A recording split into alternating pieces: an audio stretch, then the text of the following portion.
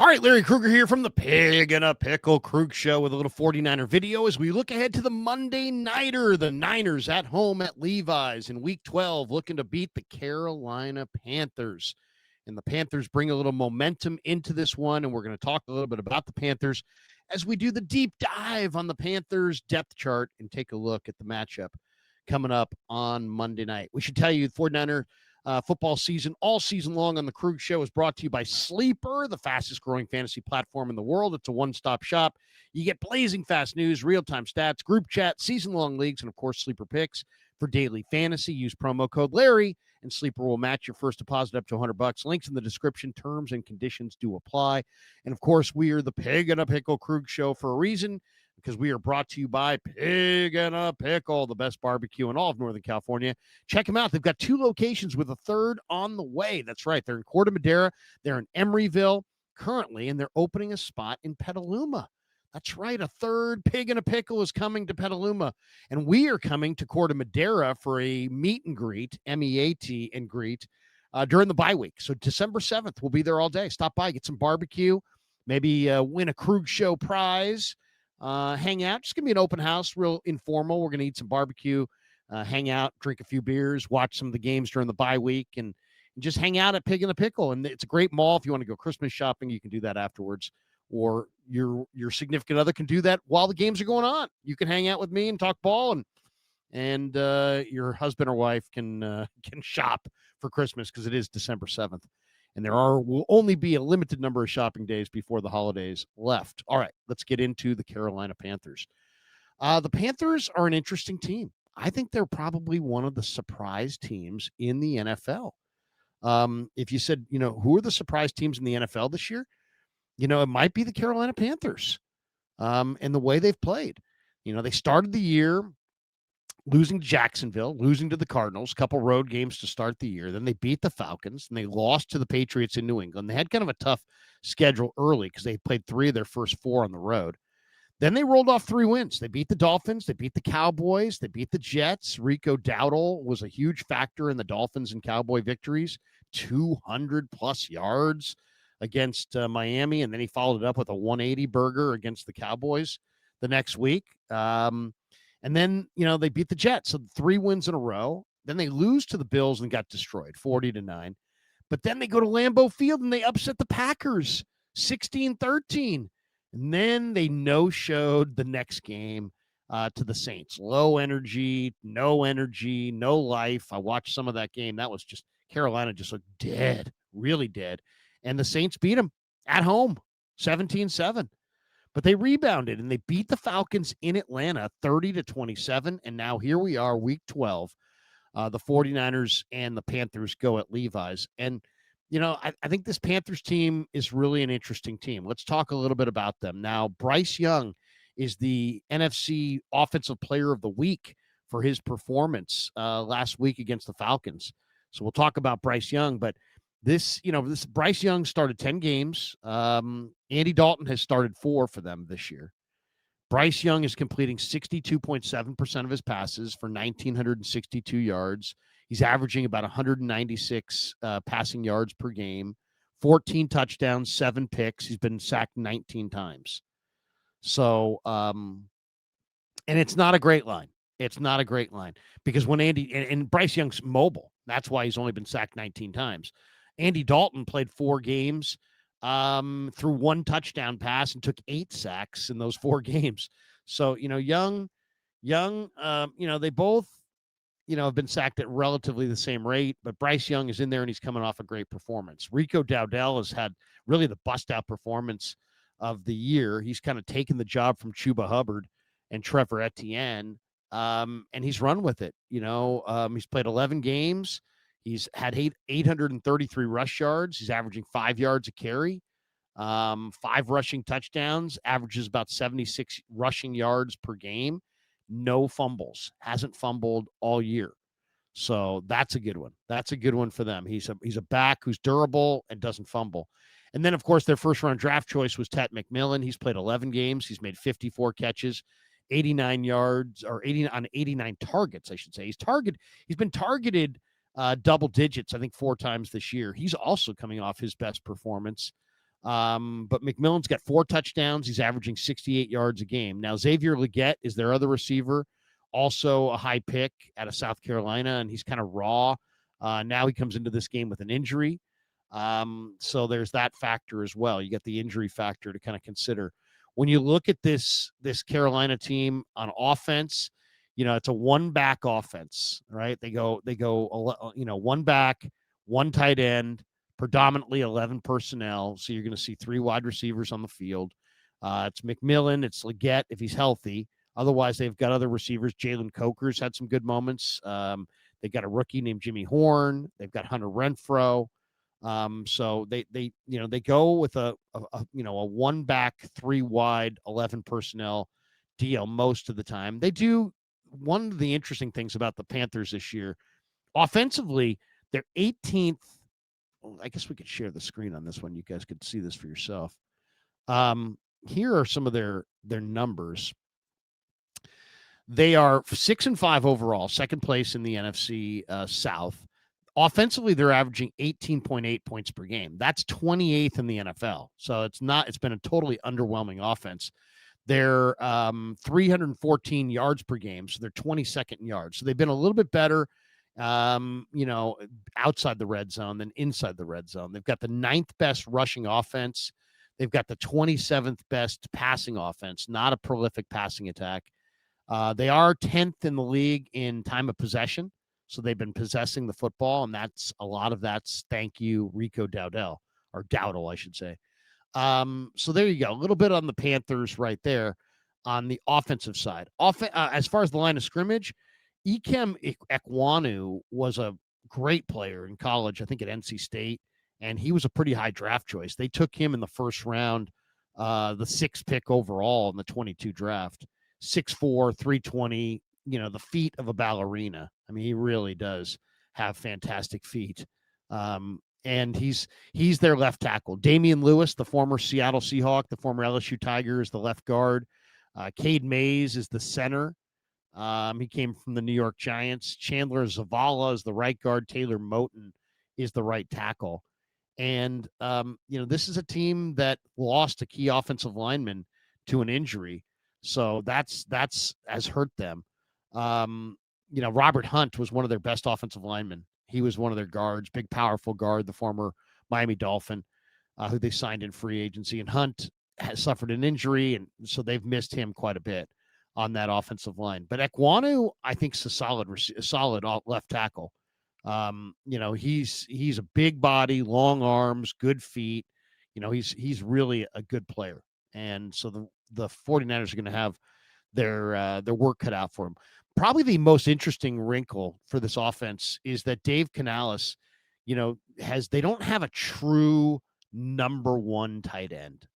That's the thing. They don't have a true number 1 tight end. So, and nobody who's really a true playmaker. So Canales, their head coach, who's a young guy, has utilized a trio of players. They use kind of a 3-headed monster at tight end. They've got the 2 Notre Dame guys. They got Tommy Tremble and Mitchell Evans, the rookie. And then they have Jatavion Sanders. And that's been the rotation. It's Tremble, Sanders, Evans all played a part in, Rico Dowdle's historic breakout performance against the Dolphins in October.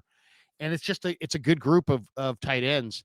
They're well coached. Pat McPherson is a good coach. Tight end's a difficult spot to play. You got to run routes. You got to block in the run game. You got to be part of the offensive line at times. And you got 3 really smart guys who are tough and versatile, and they've earned the trust of Bryce Young. They've earned the trust of Canales.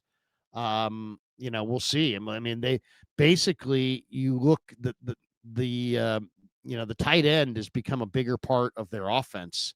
He had a Tommy Tremble has made some big plays for them.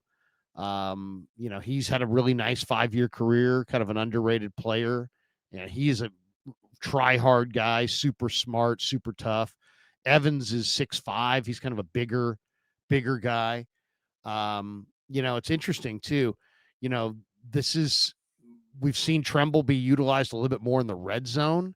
Their offensive coordinator is a guy named Brad Idzik, and you've seen them go 12 personnel with 2 tight ends. They go 13 personnel. They'll put all 3 tight ends out there, and it's paid off for Dowdle, who's picked up 750 rushing yards since getting his first start of the season against the Dolphins in Week 5.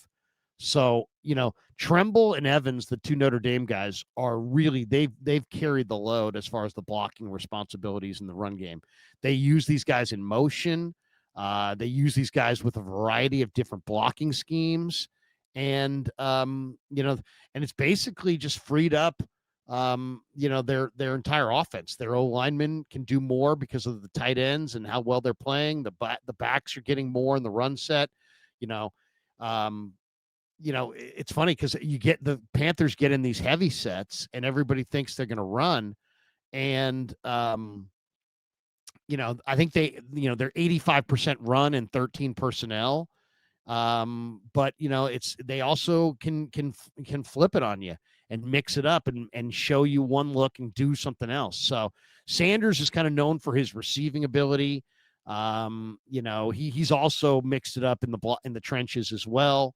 It's an unselfish group of linebackers that are tough. And they're well coached. McPherson's a good coach. He won a Super Bowl ring with Denver. He won another Super Bowl ring with Seattle.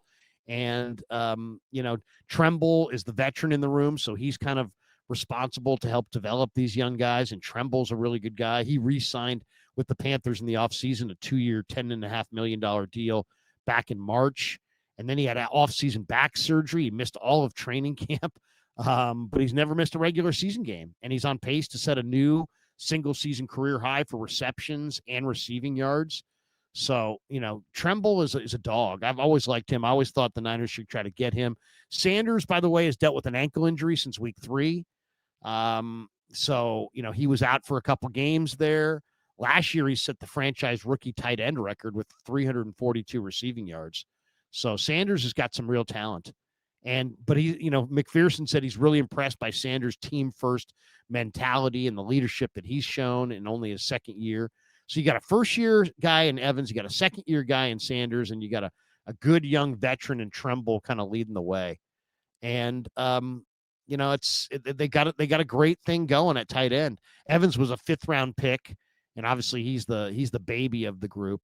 But even though he's inexperienced, he's been a key two-way cog for the offense. He can do a lot of stuff. He's contributed. He can catch the ball. He can block. He can pass protect. He's improved. So I really liked him. Really liked him. He's super tough too. And Mitchell Evans was a high school quarterback, and 2 years ago he had an ACL injury, and he battled back, came back, and showed no ill effects. So he's got a bunch of different dings this year, but he's out there battling, and he's tough. So it's going to be interesting. If you look at, to me, the tight end factor in this game against the Niners is going to be huge. Going to be absolutely huge. Over the past 5 games, the 49ers have given up 34 catches for 353 yards and 4 touchdowns to the tight end position. So you may, this may be where the game is, won or lost. This could be one of the major key factors, how the 49ers defend this triumvirate of tight ends. And their Panthers tight end trio has combined for 54 catches for 472 yards and 3 touchdowns through 11 games. So, none of those guys are going to the Pro Bowl. But you know what? These are a quarterback's best friend, and he's got 3 guys here that he utilizes. And to me, that's going to be a major factor. How they utilize their tight ends. How well do the 49ers defend the tight end, especially in the red zone? So that's the Panthers on the offensive side of the ball. Now let's flip the card and talk about the Panthers on the defensive side of the ball. It's a 3-4 base defense, right? It's a 3-4 base defense. The defensive coordinator is Jiro Evero, who's been in the league a number of years. Dan Morgan, of course, is the GM of this team, also is a former linebacker. So when you think of defensive smart guys back in their day, I think of Dan Morgan with the Hurricanes or with the Carolina Panthers. Morgan was a really good player, undersized linebacker. But Evero is considered to be a top coordinator. He really is. And they, their front is interesting. It's a 3-4 defense. They got the former Ram on the nose, Ashawn Robinson, who hates the Niners and they hate him. let's just lay that out there. Seems like Ashawn Robinson has mixed it up with Trent Williams in these pre-games of Niners Rams more than once. So he's some people would say, oh, he's a trusted agent. He's a hated agent by the 49ers. The Niners are not fans of Ashawn Robinson. Then the best player on their front is definitely Derek Brown, right? He was their blue chipper, first-round pick in the 2020 draft. He's their left defensive end. They also have Tershawn Wharton, who came over in free agency from Kansas City. They got Bobby Brown, Bobby Brown the third, not the singer, the former Ram, on this defensive front. So it's a 3-4 front, and they drafted Scorton out of A&M and he's manning the left outside linebacker spot, and they got DJ Wanham. Now, what makes them unique, I think, is that it's a big 3-4. I mean, they're giving you. I mean, just look at the body types on this line. Ashawn Robinson, 6'4", 320 on the nose. Okay, that's a big body. Derek Brown, 6'5", 320 with pass rush ability. Tershawn Wharton, big boy, but fast, right? But he's more of an end. But he's 6'1", 285. But he's got great movement ability, great athlete. But then you look at Scorton. Scorton comes in. He's playing outside linebacker. He's dropped some weight, but he's got to be every bit at 265. They list him here at 260, but he played at 280 at A&M. Now, even if he's leaned out, we're still talking about a guy who's a solid 265 at outside linebacker.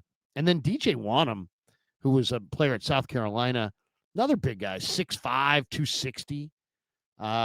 He was one of the ends that people were like, hey, the Niners ought to try to get DJ Wanham to help their pass rush. They also have Thomas Incoom. They got Prince Umamalian from Florida State. From Ole Miss, Florida State through Ole Miss. I think he finished up at Ole Miss. But Umamalian is a speedster. He absolutely can fly off the edge. So, I mean, then they've got Trevis Gibson, by the way. Trevis Gibson, who left the Niners a few weeks ago, it wound up in Carolina. So he's on this front as well, and they're playing him as an outside backer. So, I mean, you got two big outside linebackers and three pretty big bodies up front. So they give you a 5-man surface of big bodies. It's not a small group. It's a big physical group. Now, defensively, let's take a look at their stats defensively as we share the screen on that, and you guys can take a look for yourself. Defensively, they're 12th in the league at points allowed per game. They give up 22.6, right there with the Niners. Niners give up 22.9. The Panthers give up 22.6. They're 15th in total defense as far as yards, giving up 325 a game. They're 17th against the run, 16th against the pass. They don't sack the quarterback. They got a big, physical, strong line, but they don't have a lot of real crazy edge speed. Umamalian has great edge speed, but he's obviously doesn't play as many snaps. They're 28th in the NFL as far as sacks. I mean, the Niners are dead last. Niners have 12 sacks. They're 32nd. But Carolina's got 16. They don't sack the quarterback either. So that's good news for Brock Purdy. Brock Purdy should have some time. They're 14th in the NFL with seven interceptions, and they're 21st in the NFL at -4 turnover differential. Niners are -5. So that's a little bit of a statistical breakdown of the Panthers. You get a good feel there for kind of what they look like on the defensive side. Now let's talk a little bit about what they have on the defensive side. Trevin Wallace is injured. And Christian Rosenboom came over from the Rams. He's played well for them, but I think he also is a little bit dinged up in this game. We'll have to check the injury report there. At the corner, you have Mike Jackson and J.C. Horn and Chow Smith-Wade. Now, Chow Smith-Wade's a nickelback who played at Wazoo, and one of the Niners defensive back coaches who was at Boston College before that, he was at Wazoo, coached him up. I'm a big Chow Smith-Wade fan. He's a big-time player, man. He really is. He has got a great nose for the football. He will pick off passes. He's got great ball skills. He's very, very productive. Undersized, but productive. So that's Chow Smith Wade. J.C. Horn's a big, long-armed, first-round blue chip corner.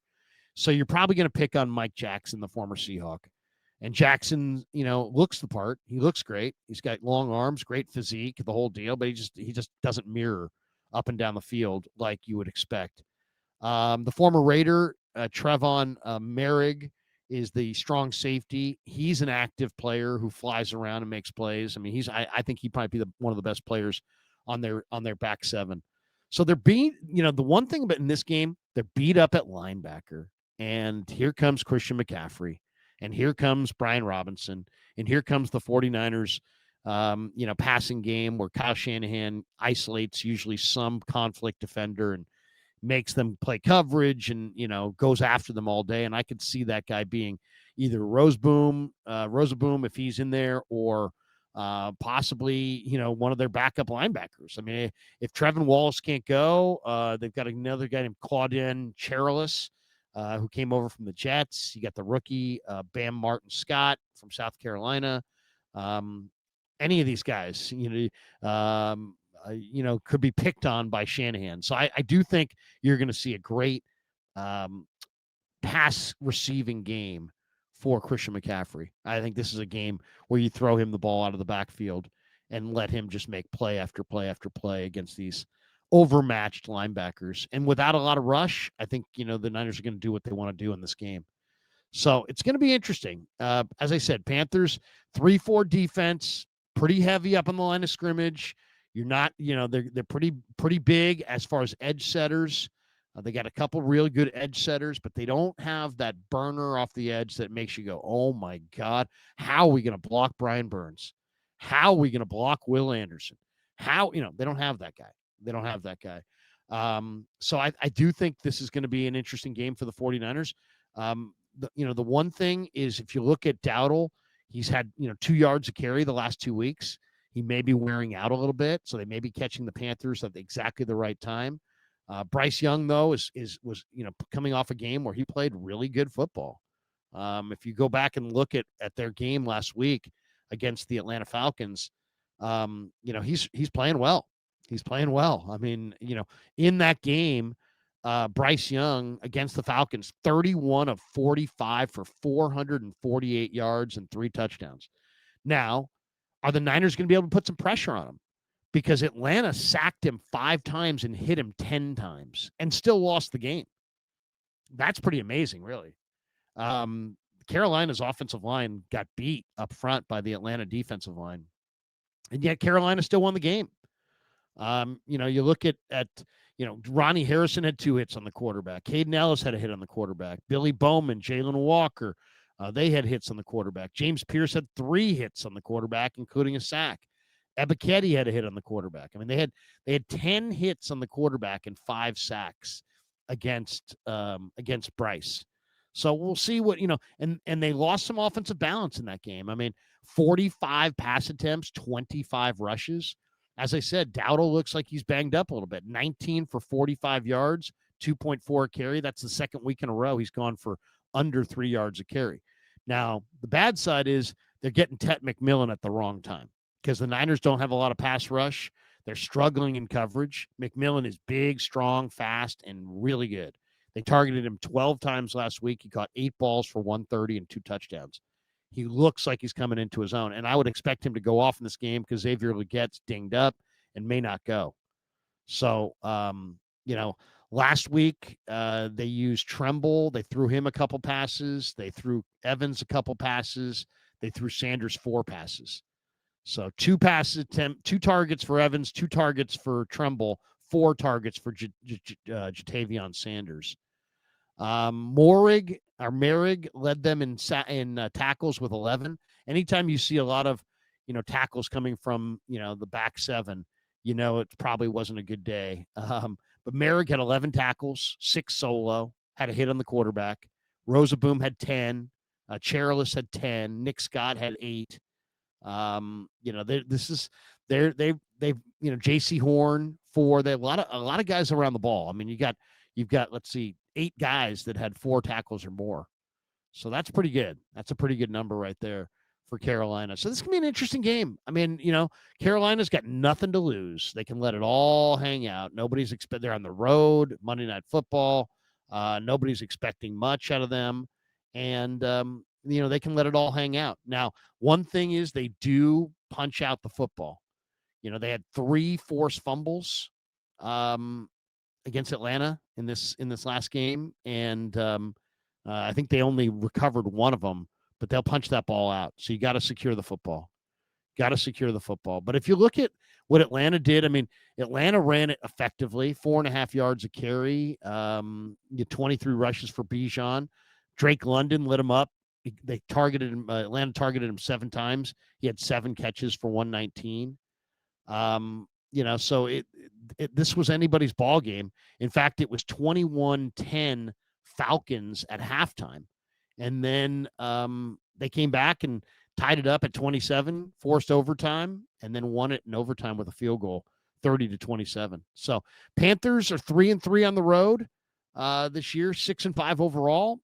This is a big game for playoff, for the NFC playoffs. If you just look at the standings and you look at, the playoff standings in the NFL, or in the NFC, I should say, and we'll share the screen on this and you guys can take a look at this too.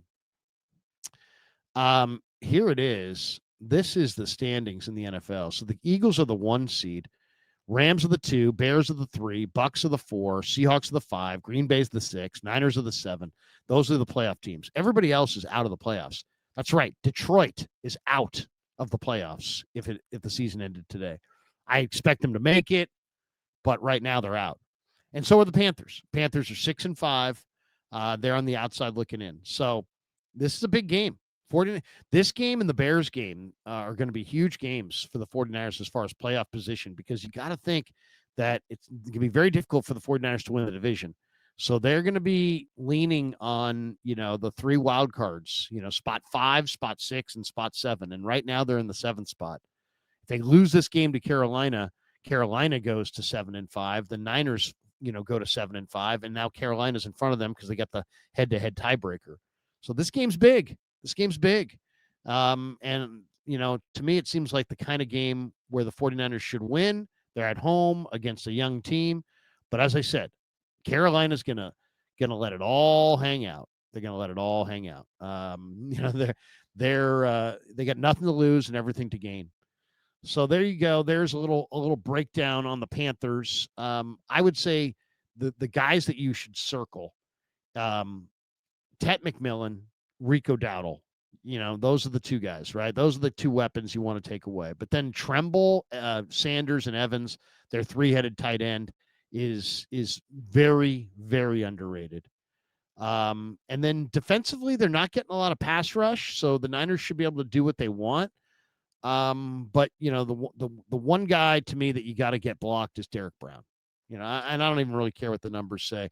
Derek Brown's an impact guy, has been for years, and to me, that's the guy you don't want to give a running lick on your quarterback, because he's 300 pounds, he's 320 and fast, and he brings it. He's a big time talent. So there you go. There's a little breakdown of the Carolina Panthers and what we can expect to see from the Panthers. And I think the Panthers are a dangerous team. Canales is a young coach who's doing wind sprints with his team, and he's out there. He's doing what he can do to, try to jumpstart this team and change the culture and, turn things around. They're still a couple drafts away from really being a big time, contending team.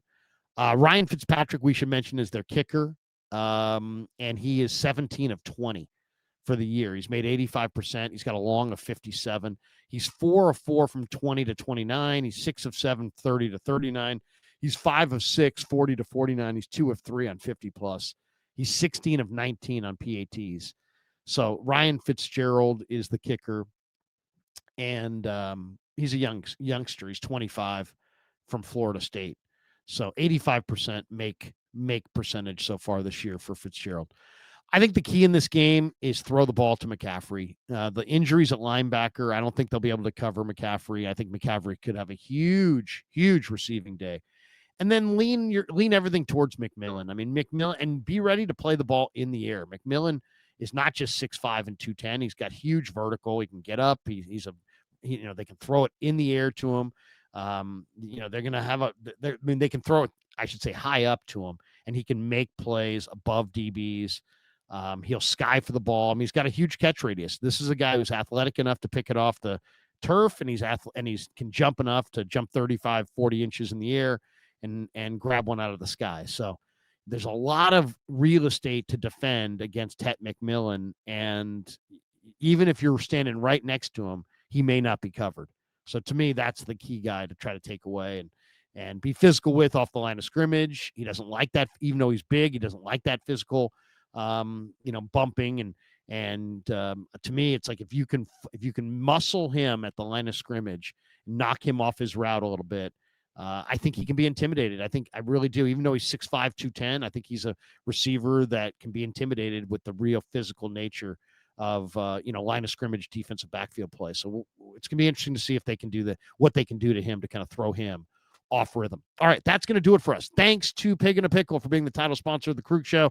Thanks to Sleeper for sponsoring this video. Thanks to all of you guys for supporting the Krug Show on YouTube.